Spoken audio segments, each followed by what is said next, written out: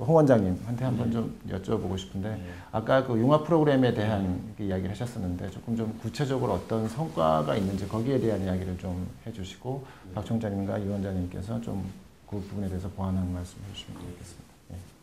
그러니까 우리 그 창의제 동반 사업에는 그 아까 말씀드린 대로 240명, 한 개 240명 정도가 들어와서 교육을 받고 하는데 460여 개 그 프로젝트에 참여를 했는데 국내 공모전에서 21건, 21건, 21차례에 걸쳐서 수상을 했고요. 그 다음에 취업이나 작품 계약이 한 121건 정도가 이루어졌습니다. 구체적으로. 그 다음에 특히 교육생 중에서 작년에 그 여신님이 보고 계셔라는 그 뮤지컬을 낸 사람은 직접 그 서울 뮤지컬 페스티벌 예그린 콩쿠르에서 최우수상을 받았고 그것이 충무 아트홀에서 실질적으로 올해 3월까지 장기 정식 공연을 했습니다.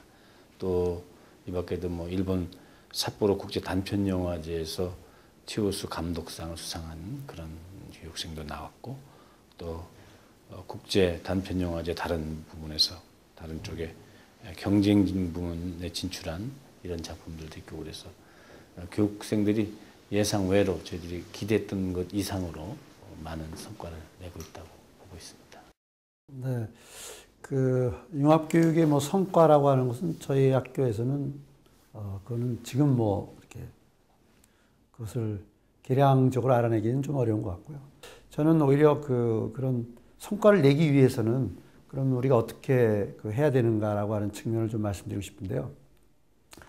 먼저 그 융합적 인재를 키우기 위해서는 저는 이것이 거의 대학 와서 이런 융합형을 만들어내려고 하고 이렇게 하는데 초등학교 교육 체계에서부터가 아마 좀 개편이 돼야 되지 않나 이렇게 생각합니다.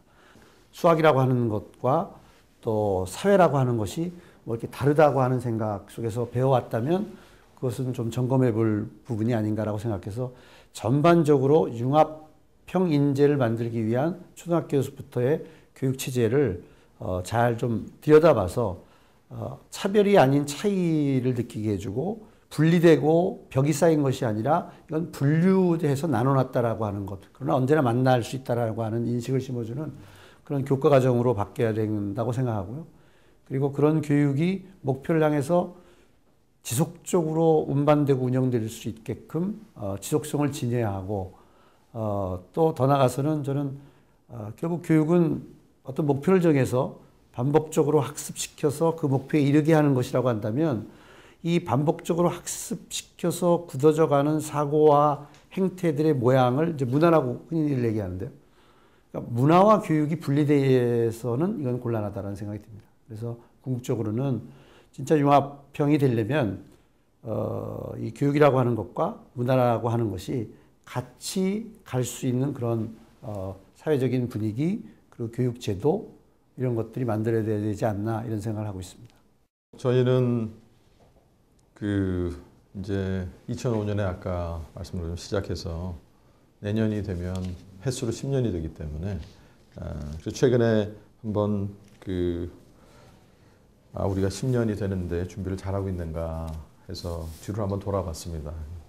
이 교육을 통해서 배우고 나간 학생들이 사회에 뭔가 공헌을 하고 있는가를 좀 살펴봤더니 생각보다 여러 케이스에서 융합적인 사고를 가진 성공적인 사례가 있더라고요. 그래서 몇 가지만 소개시켜 드리면은 학부에서 예를 들면 뭐 산업 디자인 전공한 학생이 우리 문화기술대학원 나온 다음에 특수효과하는 여러분들 잘 아시는 웨타 디지털이라고 해서 뭐 반지의 제왕도 만들고 요즘 뭐 웬만한 영화의 특수효과는 다 웨타라는 이름이 다 붙고 있지 않습니까? 거기서 학부에서는 디자인을 전공했지만 그 디자인을 바탕으로 특수효과를 할 수 있는 컴퓨터 그래픽스 기술을 배워서 거기서 당당하게 컴퓨터 그래픽스 엔지니어로 일하는 친구가 서너 명 정도 되거든요.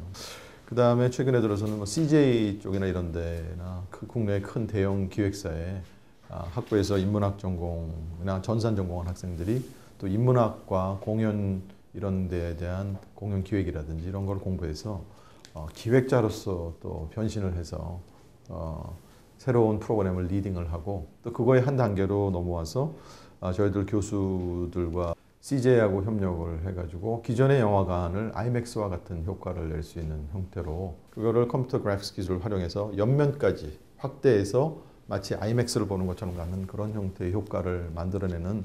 근데 거기에 사실 리딩하는 친구가 CJ 쪽에서는 문화기술대학원을 졸업한 친구가 거기서 그런 프로그램을 기획을 하고 그런 거는 굉장히 많습니다. 사실 학생들이 들어가기 어려운 학교죠. 여기 두 학교 다. 그런데 상당히 이제 그 많은 일들을 하고 있다는 것이 꼭 이 학교만이 아니고 우리나라 국가에도 큰 영향을 미치고 있다는 걸 또 오늘 새삼스럽게 또 알았습니다. 또 이런 그 성과를 이야기하긴 하셨지만 또 좀 하고 싶은 이야기가 있을 것 같습니다. 이런 융합 프로그램에 대해서 또 정부나 또 나름대로 하시면서 애로점이나 이런 것들이 있었을 것 같은데요. 그런 부분에 대해서 이야기를 좀 듣고 싶습니다.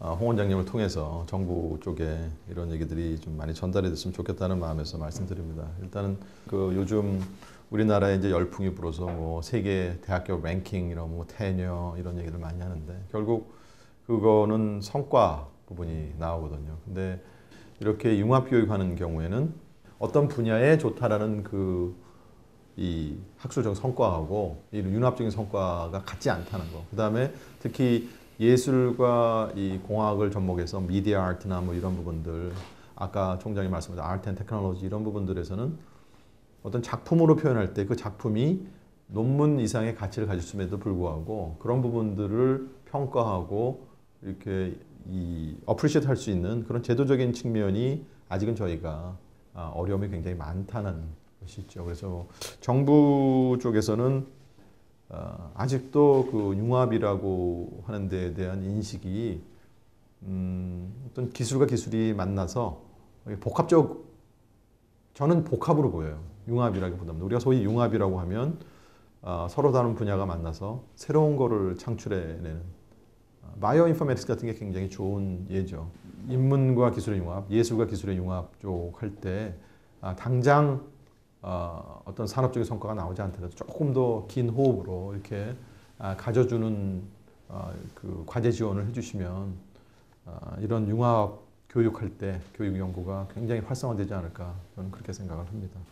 아주 오늘 재밌는 이야기가 되는 것 같습니다. 창의인재, 융합인재 시대에 실제로 어떤 방향으로 가고 있는지 한예종과 그 카이스트 시티 그리고 한국콘텐츠진흥원 이 중요한 세 기관의 수장들을 모시고 이야기를 듣고 있는데요. 많은 정보들과 또 앞으로의 방향에 대해서 충분한 그 공감대가 형성되는 것